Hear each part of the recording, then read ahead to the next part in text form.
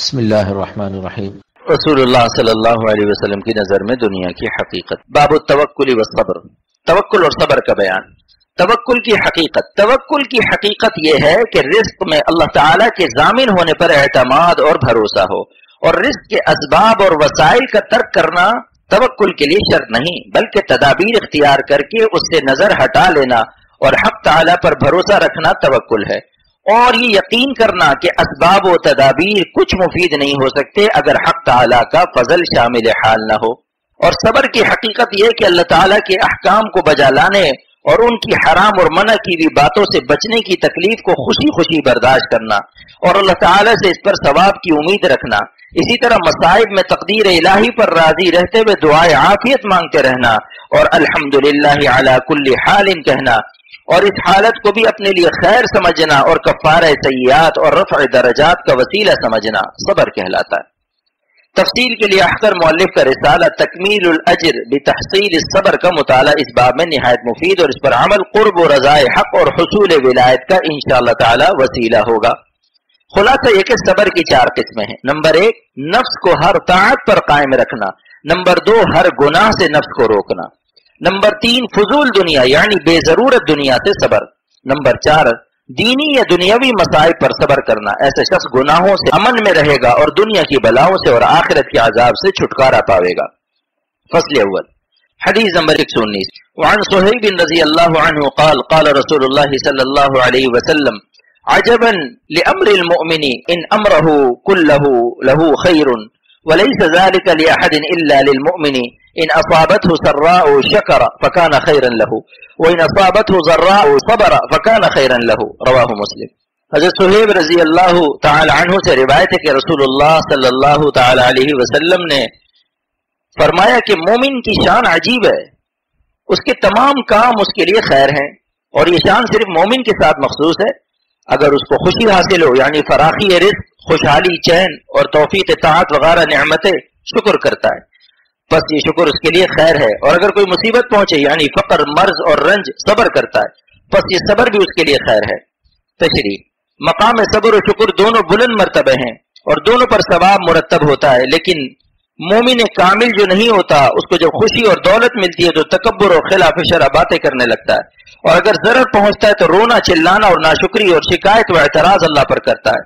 اور مومن کامل دونوں حالتوں میں الحمدللہ علی کل حال کہتا ہے۔ حدیث نمبر 120، وعن ابی ہریرہ رضی اللہ عنہ قال قال رسول اللہ صلی اللہ علیہ وسلم المؤمن القوی خیر واحب الی اللہ من المؤمن الضعیف وفی کل خیر احرص علی ما ينفعک واستعن بالله ولا تعجز وإن أصابك شيء فلا تقل لو أني فعلت كان كذا وكذا ولكن قل قدر الله وما شاء فعل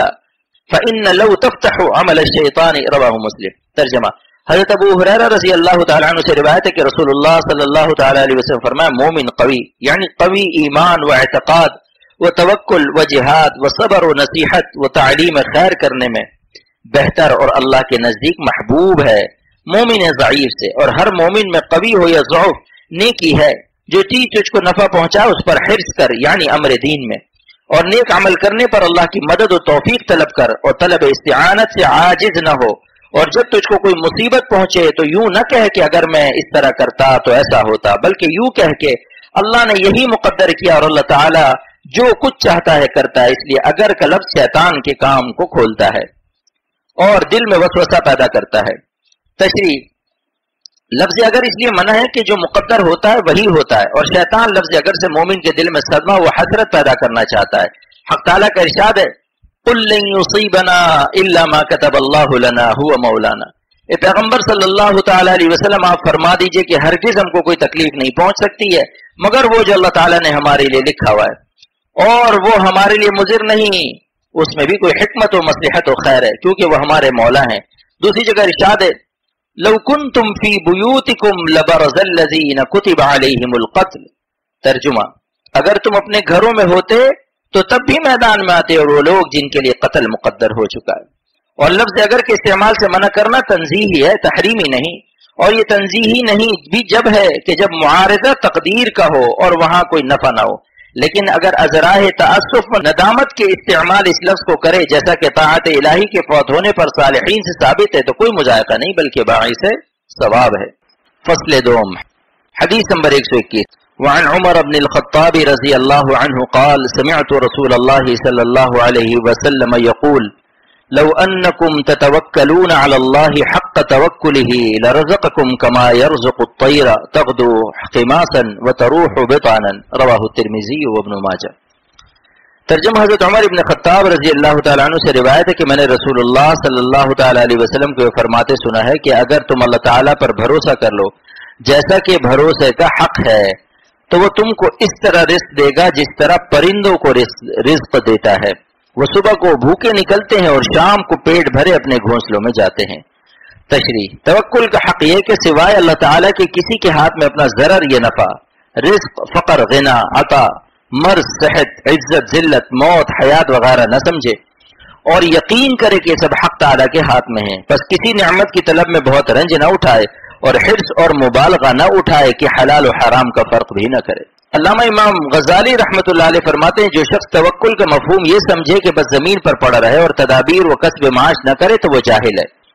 منقول ہے کہ کوے کا بچہ جب انڈے سے نکلتا ہے تو سفید ہوتا ہے جو کوے کو برا لگتا ہے اور چھوڑ کر بھاگ جاتا ہے۔ حق تعالیٰ اس کی طرف رزق کے لیے مکھیاں اور چیونٹی بھیجتے ہیں، کچھ دن میں وہ سیاہ ہونے لگتا ہے، پھر کوا اس کو لے کر پرورش کرتا ہے، اور اسی طرح بہت سے واقعات ہیں۔ اس حدیث سے یہ بات نہیں ثابت ہوتی کہ تدبیر نہ کرے، چڑیوں کا باہر نکلنا بھی تدبیر ہے اور انسان کے لیے اس کے مناسب تدبیر ہوگی۔ البتہ بھروسہ تدبیر پر نہ کرے، تدبیر صرف بھیک کا پیالہ ہے اور دینے والے حق تعالی شانو ہے۔ یہ مثال احکر مؤلف کے شیخ و مرشد حضرت مولانا شاہ عبد الغنی صاحب رحمۃ اللہ علیہ نے بیان فرمائی تھی۔